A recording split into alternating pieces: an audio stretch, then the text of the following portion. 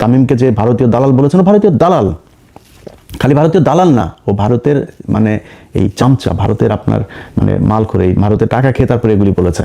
এই যে মুশফিক, কি সুন্দর, আরে বাবারে বাবা, ওনারা এখন সব প্লেয়াররা মিলে এক হয়েছে, খেলতে যাবেন ওনারা সবাই, সব প্লেয়ার মানে ওরা খেলতে যাবেন, খেলতে গেলে মাল পাবে, তো মাল পাবে, এই জন্য খেলতে যাওয়ার জন্য পারাপারি শুরু করে দিয়েছে। ওনাদের ভিতরে কোনো দেশপ্রেম নাই। তামিম ইকবাল, যিনি তার পুরো ক্যারিয়ারেই প্রতি মাসে অন্তত দু একবার নানান ধরনের নাটক টাটক করে আলোচনা এসেছেন, মান, অভিমান, ভালোবাসা, বিচ্ছেদ, এগুলো তার পুরো ক্যারিয়ার জুড়ে। তো সেই ধারাবাহিকতায় গতকালকে আপনারা তার একটা বক্তব্য শুনেছেন। তিনি হঠাৎ করে সারা দেশের, এমনকি আমরা যে সরকারের সমালোচনা করছি সেই সরকারও কি কাহিনী জানি না, তারাও দেখলাম ইন্ডিয়ার এবারে যে মুস্তাফিজকে তারা কলকাতা নাইট রাইডার্সের হয়ে খেলার থেকে বাদ দেওয়ার কারণে যেই প্রতিক্রিয়া দেখিয়েছে এবং যে পদক্ষেপগুলো নিয়েছে, সেটা খুব ভালো কিছু পদক্ষেপ নিয়েছে। এগুলো মাঝখানেই তিনি এসে বক্তব্য দিলেন যে বাংলাদেশের ভারতে খেলতে যাওয়া উচিত, বাংলাদেশের নাকি 90 থেকে 99% টাকা নাকি আইসিসি তারপরে বাংলাদেশকে দেয়। আপনারা এটা খুব সহজ হিসেবটা যেটা মিলাবেন সেটা হচ্ছে যে বাংলাদেশে যে ম্যাচগুলো হয় এগুলো বাংলাদেশের প্রতিটা দেশের ক্রিকেটের জন্য এই যে ম্যাচের যে ফি থেকে বোর্ডকে যে টাকাটা দেওয়া হয়, কিছুদিন আগে আপনারা জানেন যে পাকিস্তানে যখন ক্রিকেট হয়নি সেই দেশে, এই হোম ক্রিকেট বন্ধ থাকার কারণে সেই দেশের কিন্তু ক্রিকেটের বোর্ড যেটা, সেই পিসিবি কিন্তু দেউলিয়া হয়ে যাওয়ার মতো অবস্থা হয়েছিল। অর্থাৎ আইসিসি যদি সব দেশের 90 থেকে 99% টাকা দিত তাহলে পাকিস্তানের এই অবস্থা হইতো না। এই কথাটা পুরোপুরি মিথ্যা কথা। এখন এই মিথ্যা কথা হঠাৎ করে তিনি এসে বললেন কেন, সেটা মূলত আজকের আলোচনা। খেলা তামিম ইকবালের বিষয়টাকে আমি ব্যতিক্রম কোনো কিছু দেখি না, এটা কোনো বিচ্ছিন্ন ঘটনা। তাকে নিয়ে হঠাৎ করে তাকে দিয়ে কেন বলানো হলো, আমার ধারণা যে এই মুহূর্তে যদি মাশরাফি স্বাভাবিক অবস্থায় থাকতেন, সাকিব থাকতেন, যাদের ক্রিকেটে ব্যাপক জনপ্রিয়তা আছে, এই ধরনের কিছু মানুষ যদি থাকতেন তাহলে তাদেরকে দিয়ে বলাইতো। তো মন্দের ভালো হিসাবে তামিম ইকবাল তিনি আছেন যেহেতু, তাকে দিয়ে কথাগুলো বলিয়েছে। আপনাদের কিছু জিনিস মাথায় রাখা দরকার। তামিম ইকবাল হঠাৎ করে তিনি যে সুরে কথা বলেছেন যে বাংলাদেশের স্বার্থের জন্যই, আপনার মানে বাহ্যিকভাবে শুনে মনে হবে যে এই দেশের ক্রিকেটের জন্য, এই দেশের জন্যই বোধহয় তিনি কথাগুলো বলছেন। আচ্ছা, যদি মনে করেন বাংলাদেশের জন্যই ওনার ক্রিকেটের জন্য এত মানে ভালোবাসা, এত প্রীতি নিয়ে উনি কথাগুলো বলবেন, আপনাদের মনে আছে যে মানে ওনার কথা অনুযায়ী যে বাংলাদেশ যদি এখন বিশ্বকাপ খেলতে না যায় তাহলে বিশাল আকারের ক্ষতি হয়ে যাবে, 10 বছরের জন্য পিছিয়ে যাবে। এই ভারত বাংলাদেশকে এই 2016 থেকে 16-17 থেকে আপনি যদি কয়েকটা এশিয়া কাপ যদি আপনি চিন্তা করেন, বিশ্বকাপে এই ভারতের আম্পায়ার, 2টা এশিয়া কাপ তো আমরা জেতা, 2টা এশিয়া কাপকে তারা হারিয়েছে। সে বিশ্বকাপের জন্য উনি কোনো কথা বলেছিলেন যে ভারত আমাদেরকে হারিয়েছে? যদি সেটা আমরা জিততাম, মনে করেন একটা এশিয়া কাপ থাকার মানে কি, মানে এশিয়ার বাঘ, সে এশিয়ার শ্রেষ্ঠ, এটাই তো তাদের বিশাল ব্যাপার। এই এশিয়া কাপের 2টা এশিয়া কাপ যদি বাংলাদেশ জিততো তাহলে বাংলাদেশ মানসিকভাবে আরো বিশাল আকারে উঠে যেত না সামনে?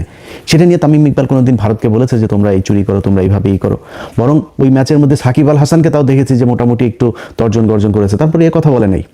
তারপরে ধরলাম ধরেন ওনার বিশাল ভালোবাসা, উনি বাংলাদেশের ক্রিকেটকে বাঁচাইতে চায়, কারণ একটাই মাত্র জায়গা, সেটা হচ্ছে ক্রিকেট, যেখানে বাংলাদেশের মানুষ কোনো দলাদলি করে না। এই ক্রিকেট যখনই আসে তখনই বোঝা যায় যে এই দেশের মানুষের কত দেশপ্রেম, সবাই এক হয়ে যায়। সেই ইন্ডিয়া হোক, পাকিস্তান হোক, ইংল্যান্ড হোক, অস্ট্রেলিয়া হোক, যেটাই হোক, ক্রিকেটে আমরা সবাই এক। তো এখন এই যে ক্রিকেট নিয়ে আমরা এক হয়ে আপনাদেরকে এত ভালোবাসা দিলাম, দেশের জন্য আপনাদের এত ভালোবাসি, আপনি 2018 সালে যখন দেখলেন যে আপনার তো অবসরের সময় চলে এসেছে, মানে আপনার যে জনপ্রিয়তা, আপনি যা করতে পারতেন ওইটার দিকে তাকাইলেন না, একটু দেশের কথাও চিন্তা করলেন না। আপনার জাস্ট যেহেতু অবসরে চলে যাবেন, এখন আপনার পরে কি করবেন, নিজের পকেটে ঢুকতে হবে, টাকা পয়সা, ধান্দাবাজি, নিজের ক্ষমতা লাগবে, কি দিয়ে হবেন, ব্যাস নৌকায় ঢুকে গেলেন। 2024 সালে আমি পৃথিবীর ইতিহাসে এরকম কোনো ক্রিকেট মানে প্লেয়ার দেখি না, এমন কোনো ক্রিকেট টিম দেখি না পৃথিবীর ইতিহাসে। বিচ্ছিন্নভাবে এই ইয়েতে আপনার ভারতে একটা হয়েছিল, সেও অবসরে ছিল এরকম একজন প্লেয়ার। মানে বাংলাদেশের সাকিব, মাশরাফি, ওইদিকে একবার তামিম যায় হাসিনার সাথে, একবার মুশফিক যায় হাসিনার কাছে, পুরো টিম ধরে আপনার নির্বাচনী ইয়েতে গেল, নির্বাচনী প্রচারণায় তারা অংশ নিল, একদম পুরো টিম ধরে। আমার মনে আছে, আমার চোখে এখনো ভাসছে যে তারা এই ওই যে গাড়িগুলোতে, গাড়ির বহন নিয়ে তারপরে তারা মিছিল করছে, নৌকার মিছিল। এই পৃথিবীর ইতিহাসে এমন কোনো জায়গা আছে যে এই দেশে এরকম ঘটনা ঘটেছে? পুরো ক্রিকেট টিম ধরে যায়, আপনারা একটা রাজনৈতিক দলের নৌকার মিছিলে যান, আপনারা একজনের ভোট করেন, আপনারাও এমপি হইতে যান, ভারত থেকে খেলা বন্ধ করে খেলা থুয়ে দিয়ে তাড়াতাড়ি করে এসে ঢাকায় এসে আপনার সাকিব আল হাসান সে যে কাগজপত্র সাইন করে দিয়ে গেল, মনে আছে আপনাদের? এই ক্রিকেট টিম, আপনারা যে খেলাধুলা করেন, আপনাদেরকে আমরা বিশাল ভালোবাসি। আপনারা আমাদের দেশের হয়ে খেলা যখন করেন, বুকের মধ্যে হাত দিয়া রবীন্দ্রনাথের চুরি করাই আমার সোনার ধনের বাংলা একটা গান, এই ধনের বাংলা গাইতে গিয়া তারপরে কি হয়, আপনারা বোঝান আরে বাবা বিশাল ভালোবাসা। আপনারা কিসের ভালো, আপনি টাকা নেন, টাকা ছাড়া খেলেন নাকি? বাংলাদেশের এমন কোনো সেক্টর নাই যে এত টাকার মালিক হওয়া যায়, ক্রিকেট খেললে যত টাকার মালিক হওয়া যায়, কোটি কোটি টাকার মালিক হওয়া যায়। আজকে যে মুস্তাফিজকে নিয়ে আমরা এত কান্না করছি, আপনাদের মনে আছে? মুস্তাফিজকে এই যে মহেন্দ্র সিং ধোনি, এই ধোনির মতো এত ভদ্র প্লেয়ার যারা আমরা খুব ভদ্র মনে করি, ধোনি এবং কোহলি দুইজনকে আমি ব্যক্তিগতভাবে তাদেরকে এই পছন্দ করি, এর মতো ভদ্র প্লেয়ার আমাদেরকে মানে চুনোপুটি মনে করে, তেলাপোকা মনে করে। এই মুস্তাফিজরা একবার মনে আছে পিচের মাঝখানে কিভাবে ধাক্কা দিয়ে, ইচ্ছাকৃতভাবে ধাক্কা দিয়ে মুস্তাফিজকে ফেলে দিয়েছিল, মনে আছে আপনাদের? মুস্তাফিজের যদি লজ্জা থাকতো তারপর থেকে আর কোনদিন ভারতে খেলতে যেতে চাইতেন, ওইটার প্রতিবাদ করা হতো। ওনারা ভারতের সামনে গেলে মনে হয় একদম মানে ওই যে আইপিএলে ডাকবে কিনা ওইটা মাথার মধ্যে থাকে, ওইটা মাথায় থাকার কারণেই ওই করে আর কি, মানে ওরা যাই করুক সেটাকে তারা অ্যাকসেপ্ট করে নেয়। সেটাই ঘটেছে, সেটা সবার ক্ষেত্রে ঘটেছে এবং মুস্তাফিজের ক্ষেত্রে সেটাই ঘটেছে। সে যায়, যে খেলে আসে এবং আমার বিশ্বাস সামনেও যাবে, আবারও যাবে, কারণ ওরা তো দেশের জন্য খেলে না, দেশপ্রেমে ওদের ভেতরে নাই, ওরা টাকার জন্য খেলে। টাকা বলেন যে বিসিবি আর কোনো প্লেয়ারকে মাসিক টাকা দিবে না, দেখেন না খেলা খেলতে যায় কিনা, টাকার জন্য খেলে। তারপরে ভাই আপনারা খেলাধুলা করেন, কোনো সমস্যা নাই, আপনাদের কারণে।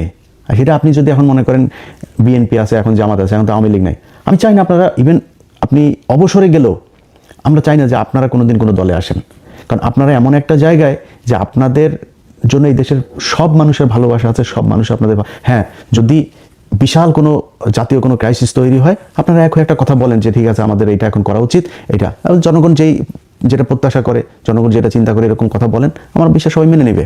কিন্তু খামোখা এই যে নির্বাচনে যাওয়া, এমপি হওয়া, তারপরে ধান গম চুরি করার আশায় এই সংসদে যাওয়া, এটা তো আপনাদের দিয়ে মানায় না, আপনারা করতে পারেন না এটা, কারণ আপনাদেরকে আমাদের পকেটের টাকা দিয়ে আপনাদেরকে দেওয়া হয়, খেলতে সুযোগ দেওয়া হয়। আপনারা মনে করেন না যে আপনারা ফ্রি বাংলাদেশের জন্য খেলেন। তো সেই কাজগুলি তারা করেছে। আপনি এই গত 15 বছরের বাদ দিলাম, যদি 18 সাল থেকে 24 পর্যন্ত 5-6 বছরের কথাও যদি বলি, যে প্লেয়ারগুলো চুপচাপ 3 তারিখে 3 আগস্ট 2024 তারিখ 3 আগস্ট এই তামিম ইকবাল সে প্রধানমন্ত্রীর কার্যালয়ে গিয়েছে। ওই আমার এই ফেসবুক পেজে আমি গতকালকে একটা পোস্টে দিয়েছি, দেখেন সেখানে সে স্বাক্ষর করে গিয়েছে। সেখানে যারা যারা গিয়েছে একটা ওই দিনের যেই লগ শিট সেটা আমাদের কাছে আছে, সেটা আপনি সেখানে সে 3 তারিখে গিয়েছে। 3 তারিখে যাওয়ার মানে কি, আপনি এই জুলাই মাসে যে মানুষগুলোকে হত্যা করা হয়েছে আপনি সেটার পক্ষে কাজ করেছেন। প্লেয়ারদের যে বিষয়টা, এই গত 15 বছরে যা যা ঘটেছে, এই যে আসিফ নজরুলের হাজার হাজার আসামি হওয়া যাবে না, এই প্লেয়ারগুলো আসামি হওয়া উচিত ছিল, কারণ এরাই 2024 সালের এই ড্যামি নির্বাচনের, এই স্বামী আর ড্যামি মিলা যে নির্বাচন করেছে, এই ড্যামি নির্বাচনের বৈধতা দিয়েছে এরা। এদের কারণে যখন দিয়েছে তামিমের মতো লোক, মাশরাফির মতো লোক, সাকিবের মতো লোক, এরা হাসিনার কাছে যাচ্ছে, এরা করছে। এগুলো দেখে তো মানুষ যারা আন্দোলন করতে চেয়েছে, যারা হাসিনার বিরুদ্ধে, তাদের মনোবল ভেঙেছে। আর যারা হাসিনার লোক তারা আরও চাঙ্গা হয়েছে, আর আমরা তো আর কি, দেশে তো আর জীবনে কোনোদিন সরকার চেঞ্জ হবে না, এরকম একটা পরিস্থিতি তৈরি হয়েছিল, এদের কারণে তৈরি হয়েছিল এটা। এখন এইসব জিনিসগুলোর পরে তাদের ব্যাপারে ব্যবস্থা নেওয়া হয় নাই দেখেই আজকে এরাই করছে। এই যে মুশফিক, কি সুন্দর, আরে বাবারে বাবা, ওনারা এখন সব প্লেয়াররা মিলে এক হয়েছে, খেলতে যাবেন। ওনারা সব প্লেয়ার মানে ওরা খেলতে যাবেন, খেলতে গেলে মাল পাবে, এই জন্য খেলতে যাওয়ার জন্য পারাপারি শুরু করে দিয়েছে। ওনাদের ভিতরে কোনো দেশপ্রেম নাই, সব কটাই যে কালকে দেখেছেন না, ওই বিসিবির পরিচালক নাজমুল ভাই, আপনাকে স্যালুট।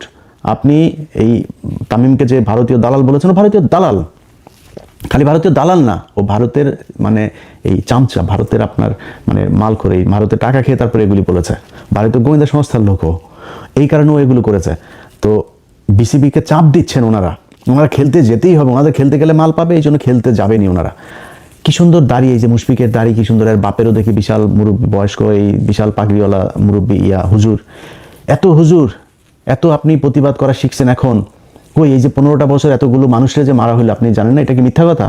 এই যে আলমগুলো ধরে আপনার মারা হইতো, এই যে পিলখানায় এতগুলো মানুষ মারা হইলো, এই যে হেফাজতের ঘটনা এতগুলো মানুষ মারা হইলো, আপনারা একটা কথা বলেন নাই তো? একদিনে তো একটা দেশপ্রেম দেখাইলেন না যে না এটা করা উচিত না, কি হইতো?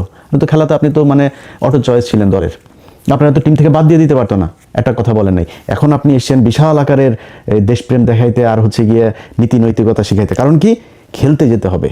আর ওই যে ইন্ডিয়া থেকে মাল দিচ্ছে, এটা বলে ঠিক করো, এরকম করো, এই বলে এইটার কারণে তারা এগুলো করছে। এখন তারা খেলতে যেতে চায়, বিসিবিকে নানানভাবে চাপ দিয়ে, নানান নেগেটিভ, নানান মিডিয়াও এখন দেখেন, মিডিয়াগুলো তো এগুলি সব ইন্ডিয়ান টাকা মালেই চলে, এগুলোর দিয়া এরা এখন একটা তৈরি করতে চাচ্ছে যে না খেলতে যেতে হবে, বাংলাদেশের খেলতে না গেলে বিশাল আকার। আর এবারটা খেলতে আমরাও যেতে চাই, বাংলাদেশ তো খেলতে যেতে চায়, কেন খেলবে না বাংলাদেশ? বাংলাদেশ যেটা চায় যেভাবে, এটা আন্তর্জাতিক নিয়মের ভেতরে রেখে সেই ক্লোজগুলো দিয়েই তো বিসিবি তাদেরকে চিঠি পাঠিয়েছে যে আমরা এই কারণে তোমাদের এখানে খেলতে যেতে পারছে না, আমার নিরাপত্তার কারণে। আমার একটা প্লেয়ার যেখানে নিরাপদ থাকতে পারে না, ওটা তো জঙ্গি রাষ্ট্র এই ভারত, পৃথিবীর মধ্যে সবচাইতে নিকৃষ্ট জঙ্গি রাষ্ট্র হচ্ছে এইটা। এর দেশে আপনি তো জীবন নিরাপত্তা নিয়ে আসতে পারবেন না। সো আমার সেই কারণ দেখে আমি চেয়েছি যে আমরা করব না, অথচ তিনার এখন খেলতে যাবেনি। খেলতে যাওয়ার এই কারণেই এখন নতুন করে তৈরি করেছেন মিথ্যা কথাবার্তা বলে 90 থেকে 99% টাকা আমাদের আইসিসি দেয়, আমাদের খেলতে না গেলে সব প্লেয়াররা সব ধ্বজভঙ্গ হয়ে যাবে। বিশ্বকাপ খেলতে জানেন তো, বিশ্বকাপে আপনি মনে করেন নকআউট খেলা একটা ম্যাচ খেলে যখন আউট হয়ে যান তো কি হয়েছে? এরপরে বিশ্বকাপে খেলবেন, পরে বিশ্বকাপে কি ভারতে হবে নাকি? পরে হোম সিরিজ খেলবেন, বাইরে যাবেন, সফরে যাবেন, খেলবেন। এর জন্য কি হইলো, কি সমস্যা? এগুলোর ন্যারেটিভ তৈরি করে তারপরে এই ভারতের যে বয়ান সেটাকে আমাদের দেশে প্রতিষ্ঠিত করতে চায়, এর বাইরে কোনো কিছু না। যাই হোক, আমরা এই প্লেয়াররা যেই আমাদের আবেগ নিয়ে খেলে তাদের পয়সার জন্য, এটা আজকে বোঝানোর জন্যই মূলত এই ভিডিওটা করলাম। আর ভবিষ্যতে কোনো প্লেয়ার যারা বাংলাদেশের জাতীয় দলে খেলাধুলা করে, এই খেলাধুলাকে খেলাধুলার জায়গায় রাখতে চাই। আমি এমনকি ছাত্র রাজনীতিরও বিরুদ্ধে, কিন্তু সেটা সম্ভব না, যদিও এটা কেউই মানবে না, সবাই গোপনে গোপনে করবে। সো আমি এটারে নিয়ে অন্তত খেলার বিষয়টাতে এটা যেন হয়। এবং ভারতের বিরুদ্ধে বর্তমান সরকারের যে অবস্থানটা নিয়েছে এই মুস্তাফিজের ব্যাপারে, এটার প্রতি সরকারের প্রতি সর্বোচ্চ সমর্থন জানিয়ে শেষ করছি। আল্লাহ হাফেজ।